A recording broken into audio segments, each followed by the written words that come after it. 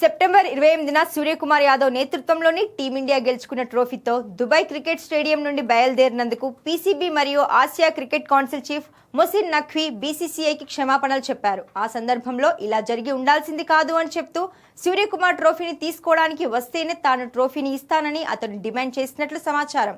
నేను ఎటువంటి కారణం లేకుండా అక్కడ కార్టూన్ లాగా నిలబడి ఉన్నాను.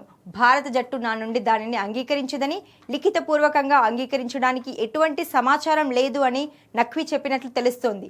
కాగా సూర్య దీనిపై మాట్లాడుతూ, ఇది నేను ఎప్పుడు చూడని విషయం.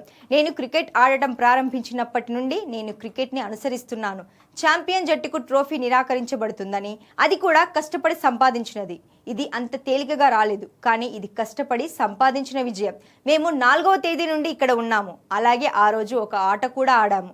2 రోజుల్లో వరుసగా 2 మంచి ఆటలు ఆడాం కాబట్టి మేము దానికి అర్హులమని నేను భావిస్తున్నాను అని సూర్యకుమార్ మ్యాచ్ తర్వాత జరిగిన ప్రెస్ కాన్ఫరెన్స్లో అన్నారు.